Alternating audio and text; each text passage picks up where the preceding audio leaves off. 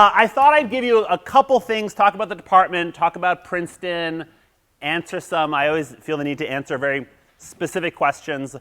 But I wanted to just quickly just get a sense of what the department here is at Princeton. What was interesting is that, and I'll tie this back a couple times. Some of you probably have a view of Princeton possibly as a liberal arts school. And what has really been remarkable to me is how big engineering and computer science has always been, but even more the investment over the last 20 years. When I started, the department was around 30 people, and now if you look through, it's 54.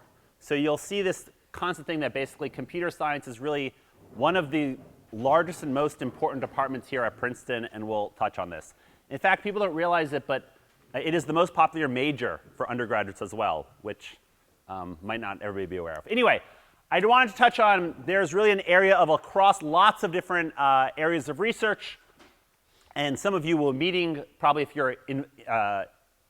you're admitted into a certain area, you'll meet a number of the faculty. But we have leaders in machine learning, and by the way, today, when you talk about machine learning, it's kind of like we used to have a separate graphics and vision group. Now most of them also do machine learning. So I had a way to map individual faculty to one name up there. But in general, there's a lot of work stretching across these different things. So machine learning, natural language processing. We have a great team, which includes Simon in graphics and vision, a newer group in human-computer interaction. Folks in computational biology, neuroscience, using machine learning for things like neuroscience and psychology. I think I saw Tom back in the corner. Raise your hand. Listen, he's gone. OK. See, he played a psychological experiment on me. He showed up and then ghosted. OK. In robotics, we have a number of area of people who do security and privacy and really. You can see the center right there, Center for Information Information Technology and Policy. Now a lot of that talk, when that started, it was policy as applies to security. Now a lot of it is, for example, with fairness and AI. So you see the move of how the department has actually evolved with changing interests. We have a very strong core group in programming languages. Probably one thing that have been famous for, I guess, a century now, has been theory. And we remain really strong in that, as well as finally my own area in network and systems and in architecture. So I just wanted to give you a sense that one of the nice things about Princeton is it is both a department at 50 some odd faculty that has broad coverage in many areas and enough critical mass in each of these areas to really create a great environment. And yet it's not so massive that you kind of get lost amongst the noise. I do want to point out that, obviously one of probably the biggest things we do here as a department is the research and obviously the work with graduate students that we do. But I think one of the unique things about Princeton is it's not just ivory tower research. I thought I'd touch on a few of those. There's actually a lot of campus leadership, and this was a fun update more than it used to be. In terms of campus leadership from the department, the provost of Princeton University, so if you don't know, provost means number 2. They make a lot of the important decisions, is now Jen Rexford, who was the chair before Simon. But I think it actually also talks to the important role that computer science plays across the whole university.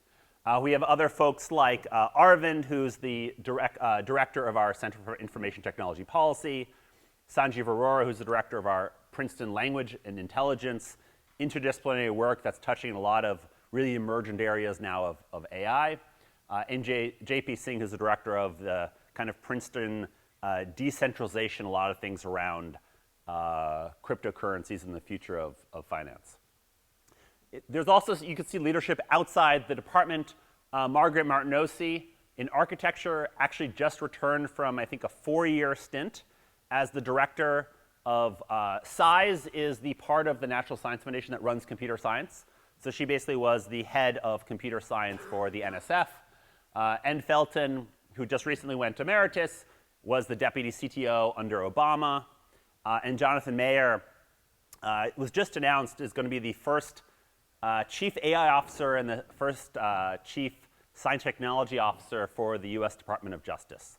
I think you can look at this and say this is a time when AI is now impacting many areas of, and frankly, questions around monopolistic behavior is affecting a lot of areas of society. And so the role that Princeton could have and even affecting government, I think, has always been a unique aspect of the university. Not just obviously government and leadership, other things like research-centered leadership. There's actually Google AI has a lab here in Princeton in Palmer Square. You probably actually were within walking distance that Elad is the director of. Olga is the director of a biotech firm or a research institute in New York City. And Sebastian is actually the global head of Samsung Research. So fairly was, or just still has a role, but is no longer full-time. But this is really the ability to have a global impact. And lastly, I just want to touch on that, part of the outcome of some of your research is obviously great academic work, and I'll put this in the next slide, one of my favorite slides, but you could have impact in other ways. And so a number of the faculty have actually also part of startup companies that is either the commercialization of research or influenced by this. You can see some of the names up there. And these are a lot, not surprising, a lot in AI and data now. But the ability to get into that if you're so interested. The last slide I wanted to touch on in this, which I always think is fun, is that a big part of what we do, I think, is work and influence and mentor amazing students. I should say this is not a complete list. This is me being last minute and putting together my slides yesterday. And so on Slack, sending out a message to the faculty, hey, does anyone remember the recent students who graduated? And this was the list I got basically as of yesterday. So it's not a complete list. But I think these are all the faculty positions that these students now hold. So it talks into the ability for great students to graduate Princeton and then go on and lead very successful research careers at other top universities, US and worldwide. Although this definitely has a US flavor, at least a North American flavor to it. Okay. So what do I think is a little bit special about Princeton? You are obviously, many of you are going to visit many places of visit days, see lots of different universities. We're all going to talk about how we have great faculty. We're probably going to talk about how we have nice campuses, how we do good research. And obviously, the ones who chose to come here were probably biased. But I think that there are some aspects that perhaps makes Princeton a little bit different from some of the other schools. One is, I already alluded to, why did I talk about those things like campus leadership, government leadership, industrial impact, faculty roles elsewhere? And I think it's meant to be, if you actually look at I'm not going to perhaps quote the university motto, but if you look at what they're trying to do, it's actually trying to have impact on society. And so I think a lot of what you see people working on is not just kind of research rigor, but think about actually how that could have relevance in ways that could basically impact the world. I think the size and location means a very engaged faculty. And I'll talk about this, even why actually Princeton's close to a lot of great locations and cities and wherever you want to go. It is also the case that most faculty members live very close to campus. So I walk a longer walking distance to campus. Simon, I think, walks close to 1.0 miles. I live probably about about 1 mile, about a 15-minute walk. I don't know where. 3 miles. Okay, so he's far away compared to Princeton. But that actually lends itself to actually people being more engaged and involved. And other places where people are spread throughout wherever, I think you see less of that. I'll talk about how the other thing about the university is the university really cares about students. They care about students at the undergraduate level. They care about students at the graduate level. It is actually reflected in the funding model, and I want to talk about that, and things like housing model, where the university's goal is to get 100% of graduate students in graduate housing to actually give you the type of environment that is best for your growth, right? Some of that growth happens with your peers, and it doesn't only happen in the lab. I think the other big thing is that there are plenty of universities that you are looking at that have strong computer science departments. It is rarer that you're at a university that basically is strong in every department that it belongs. And that has really been Princeton's thing. It has always focused on basically, at the graduate level, there is no medical school, business school, there's no law school. All graduate studies are research-oriented and kind of academic in nature. There's basically PhD programs. And you probably know, I mentioned before, the joke about liberal arts, humanities, economics, social sciences, math, physics, chemistry, bio. These are all top departments. The reason that's useful for you is, A, if you have any interest in interdisciplinary work, there's other great people here that you could work with. But the other part is that just in your dorm room, at foods, or apartment, I shouldn't say dorm room, in your apartment, at lunches, you're surrounded by amazing other students and other people. And that has been great. I will say my backdoor neighbor where I live is, who just moved. She used to be the poet laureate of the United States. So when I used to go to a Christmas party at her house, it was like, I was in computer science, but I walked over there, and it was like her and now all these names of these authors. Joyce Carol Oates was hanging out, and all these other authors, famous people that you've perhaps read about. And it's the type of environment that you sometimes see. My daughter used to have coffee in the mornings with this old man group, and we found out one of the old men was John Nash that she used to hang out with. So, little different environment. Interdisciplinary work, and I talked about graduate housing. The other thing I want to, last point, is that the university, one of the nice things about the resources that the university have is that they can make investments that lead what they consider an intellectual village. So for example, it allows them to lead in other areas other than science and arts, humanities, but it also does things like, for example, the university has a goal of net zero carbon emissions by 2050. And so one of the ways they did this was they actually basically invested in kind of, I think they're drilling 2,000 geothermal holes that go down 800 feet to basically build this new type of geothermal exchange that's never been built at that scale anywhere else in the country. And in doing that, they're actually allowing then the researchers, the building right there that you're looking at, a few of you are looking at, is called the Endlinger Center for the Environment. They basically study things like, it's an engineering building, it's part of the engineering department that study things like energy and environmental. And they could actually use these things on campus to enable their type of research. Now, this doesn't necessarily apply as much in some ways to all of you in computer science, but there has been in other areas. One of my colleagues in, for example, in networking who does wireless, they actually took over the wireless network around campus, and they will actually do experiments. And so this is an environment that we've been able to make work here that doesn't happen at many other places. Okay, so more than that, that was my pitch for some of these things. I'm happy to take questions at the end. I want to say part of Visit Day is really to also give you the experiment of what it's like to both study and live here. So hopefully I want to talk on some of that because, graduate school, you might have heard this, is not a sprint, it's a marathon. It's actually about trying to do some of your best work over an extended period of time, typically 4 to 6 years, and obviously you're not going to be able to do that if you're unhappy. So how, what are the type of environment that could actually, give you a great experience as a graduate student?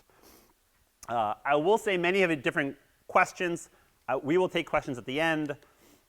And so, but like I said, one of the ways that I'd really recommend you think in the next 2 days is not just talking to individual faculty member, but, and this is probably true for anywhere you visit, what will it be like to possibly live there for the next 4 to 6 years? Okay, a few more details I just want to briefly talk about, and then I'll talk a little bit more about, I talked about study and live, and I'll talk a little bit more about what it means to live here. A few more details. As the director of graduate study, I guess not only do you do research, but you occasionally take classes. The main point of classes is to give you a broad, our attempt to do is to introduce you to a broad area of computer science at the graduate level, partially to just understand what's exciting things going on in core areas of computer science, as well as give you enough flexibility to go deep in the discipline that it's interest to you. So the way that we've ultimately done this is we have we require 3 graduate breadth courses, 1 in theory, 1 in AI/ML, 1 in systems. In each area, there's like 4 or 5 courses you could take. They're graduate courses, but taught in a way that is open, and people who haven't necessarily had as much undergraduate background in those areas can be able to take those type of courses. And then really 3 other any courses of interests. They don't have to be in computer science, but they should in some way be reflected to your major or your area of study. So again, if you're in computational biology, they could even be in areas of molecular biology, certainly things in electrical engineering, in various forms of advanced math. We have people who study HCI who might go into psychology. And so you can see that we're trying to allow you to personalize this for your areas of study. Generally speaking, we want people to finish 4 of these courses by the end of your 2nd year, and then finish them all by the end of your 4th year. If you notice, it is designed for flexibility.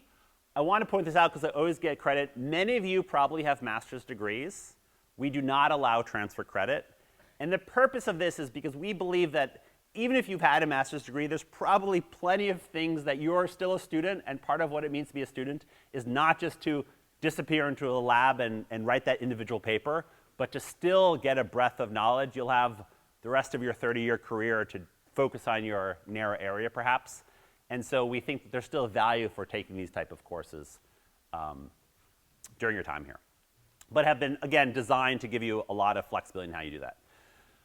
Last thing, the other just specifics is we do have a general exam. It is the end of your 2nd year. It's basically, it's a 2-hour thing in front of a group of faculty members in your area.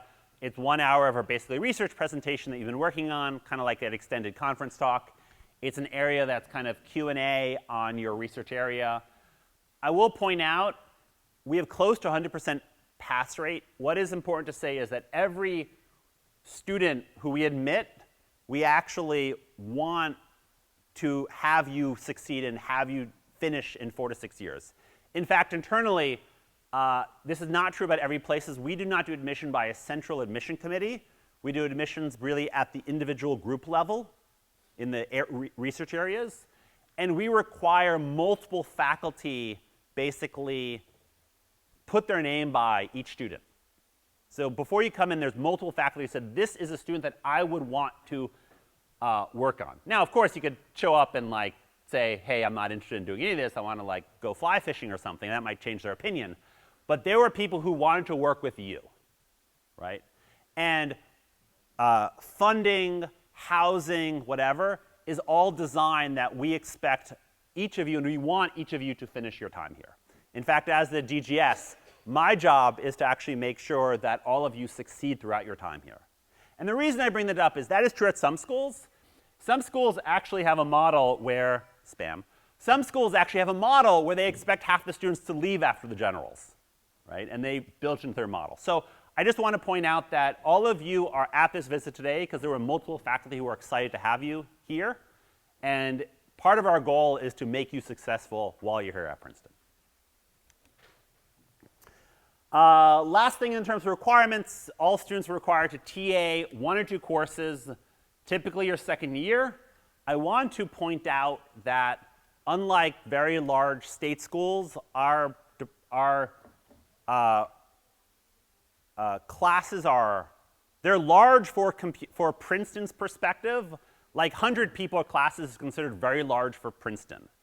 At some schools, like, you know, a 400 level course at Berkeley, I think, is like 500 students. So it's a very different scale. And the other thing I want to point out is that the department has 14 teaching faculty. So when you're a TA, you will typically be, many of you will be actually leading a precept of like a 10-person precept. It is not teaching a large class. And for undergraduates beyond the teaching faculty, we actually have undergraduate graders and lab TAs that we actually pay to even do some of the grading. So this is meant also to introduce you to teaching as well. And the last thing, I talked about this, about the funding scenario. So all of you receive first-year funding from the university. And many of you will be, your second year will be a mixture of TAing and RAing, and it's only the third year and after where you'll be on full RA. Why do I bring this up? RA research assistant means it's funded by the professor out of the professor's grant. University fellowship at TA means it's funded by the university. You're like, I get the check in the mail, why do I care what it's funded by? Well, this allows you to have flexibility your first and second year to figure out exactly what lab is the good fit for you and who might you want to study. If you show up on day one and this individual professor is paying for you out of his grants, out of his or her grants, then that really restricts your ability to basically explore stuff because they have their own, it's not just they're not being malicious about it, they have obligations to funding sources about the type of research that they do in those grants, right? And so is basically because of the university's, financial abilities that we're able to create this role, and why also the size of admitted students is what it is. The university here, again, wants all admitted PhD students, to finish. They want you all to have housing and a great experience here, and they want you to all have easy funding throughout this and not locked into somebody on day one. And so I think it's reflected in the values they have in terms of, or we have in terms of the graduate program, that this thing has been constructed the way it has. Any questions on this so far? Actually, why don't I pause? There'll be a lot of questions, and then, okay. So let me end with a couple things about what it's like to live and to study and live at Princeton. It's always bad when you prepare these slides because you don't know what the weather's going to be like of the day. This weekend, did any of you come here during the weekend? There's like little faint pause hands, people who won't raise your hand. So it was in the 60s, I think. It was a gorgeous weekend. Of course, it decided to be cold this morning. But you could already see staring out there at the magnolias starting to bloom. And Princeton's a beautiful place. So this is right in center campus. I am leaving here soon, and I'm actually teaching in this building. I think that's McCosh. I think that's the side of McCosh. So I'm actually teaching in the building right here in 20 minutes. Down Nassau Ave, this is the other side of campus. A lot of beautiful places on campus. It's nice to surround you this.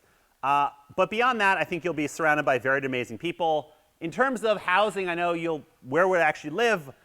Some of you might go in the original graduate housing, where if you want the good British feel of universities, this is old graduate college, and this is actually the cafeteria, very Hogwartian, of graduate college. That is the standard by which we hold graduate students because a little thesis that was written here, you can't see, anybody recognize the name on that thesis? Sorry? Alan Turing, yes. That was one of the computer science theses that was written in graduate college. I think this was dated 1933, yes. So we have certain standards here, so, okay, it's too early. Not all of the housing looks 200 years old. Princeton's been building a lot lately. Many of you will be at Lakeside Apartment. Lakeside Apartment was built in the last 5 to 10 years. A beautiful set of apartment-style living. You can see this is Carnegie Lake. These are all separate townhouse and apartment buildings. And if some of you, it's hard to see with this lighting, if some of you came into campus yesterday, you probably crossed a lake. How many people remember a lake? Wow. How did you all get to campus? It was dark. Okay, you crossed the lake. There was 3 ways you crossed the lake. Many of you, if you took how many people took the dinky, the train? Okay, so you cross the lake over here. There's other major street into Princeton, and they're starting to actually build on the other side of the lake. And so this is, again, you'll see in the picture pretty close, but I think 700 new graduate students will be moving in. It's supposed to be either this spring or this summer. And so I believe it will be open in time for when you all start in the fall. You can't really see it, but gorgeous new construction.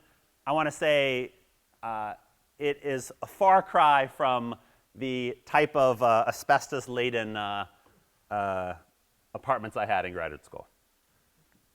The last thing, and I want to touch this on, it's probably barely at the tail end of opening by the time you graduate, but it goes to the investment that the university is making in computer science and views computer science fairly centrally. CS is building a new building that is going to be roughly 4 times the size of our current one. It's slated to take this old, amazing geosciences building and convert it and modernize it, and that's the old building, and it's going to take over this entire wing. Lots of pretty pictures. The point I want to bring up, I didn't think you were going to see architectural plans, but if you remember that street I showed coming into campus, it cuts across. This is Washington Road. I can't believe I said Witherspoon before, didn't I? This is Washington Road. You walk basically across Washington Road and getting over. Computer science is right over here. But I want to point out all of this is basically moving toward the center of campus. And I think this is just, and all of engineering, which used to be kind of in that corner, these are all giant new, 2 million new square feet or something of all of engineering is moving to new campus, towards the center of it. And so I think this just emphasizes on the central role of computer science and engineering now at Princeton, let's say more than it was 100 or 80 years ago when the E-Quad was built for the first time. Okay, so last thing, you're going to live here. It's also an incredible livable town, walkable and biking. You probably recognized Palmer Square. This is where you stayed overnight at the Nassau Inn. Just to orient a little bit, most of you will walk as graduate students, or bike, which tells you how easy it is to get around. You stayed here last night at Nassau Inn. That is the department. We are basically right there. You'll see a few other students. A bunch of the grad students now are right next door in Friend Center. There are some people in the Center for Information Technology Policy. There's a little extra lab there. What group? We don't know yet. Moving in this coming fall. For people in, some of you might be in genomics or neuroscience. These are the genomics and neuroscience buildings, but all relative near to each other and central. And by the way, again, to point out the centrality of where computer science is moving towards.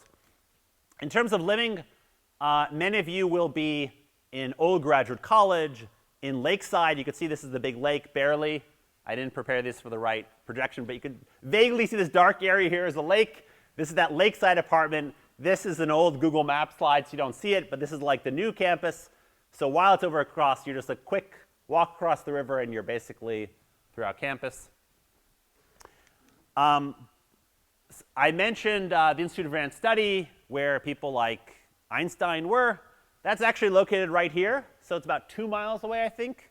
And you could go hang out there, especially if you're theory students. A lot of great symposia and visitors you have there.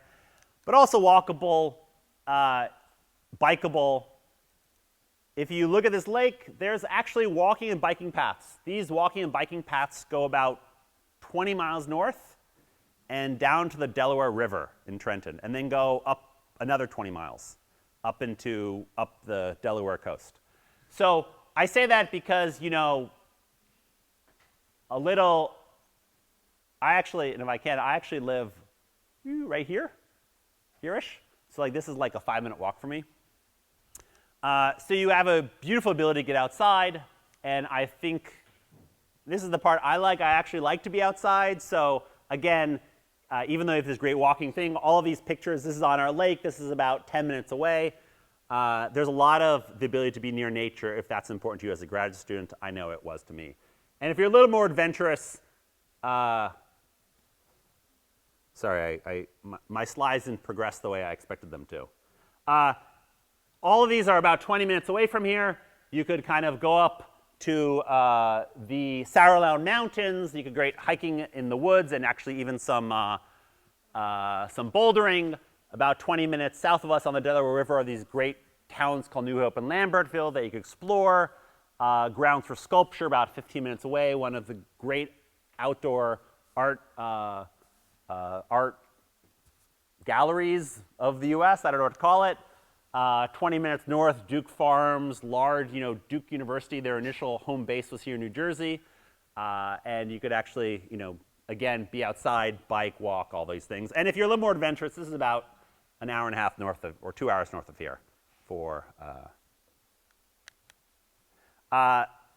probably not all of you will want to be outside, but you might actually think there's a lot of international students as well. And you might think like, is there enough good food here in Princeton beyond restaurants? The really nice thing I think about it, actually a place to live, is the center of town is very walkable, cute, whatever. But actually, the way you probably got here is you probably either took a train or drove down this central corridor. This line, by the way, effectively stretches from Philadelphia to New York. And in fact, the northeast corridor of the train cuts right along here and goes right from Boston to Virginia. And so we're basically right next to the northeast corridor, which is why it's actually really easy to commute in any of these directions. But beyond here, if you cook it all, I know this sounds like a strange thing to have a visit day, but it's important to think about how it means to live. All within, this is a 5-minute car ride, and there's actually bus services that run on the weekend if you don't have a car, is Whole Foods, Trader Joe's, Wegmans, ShopRite, every type of cooking thing or every supermarket that you want. And in fact, there is large Indian grocery stores, Korean grocery stores, Chinese grocery stores, and so forth. And when I say large, I mean this is actually the Korean grocery store called the Worry Mart. So this is a grocery store with 20 aisles, larger than a Whole Foods. It's not like the, corner store. And so lots of, I know, people from different ethnic backgrounds here. You'll have the ability to find a lot of your food from your home. And Princeton's a very diverse place, even though you might think at Princeton Junction, they actually have tiffin wagons that will actually deliver tiffins to you at your home.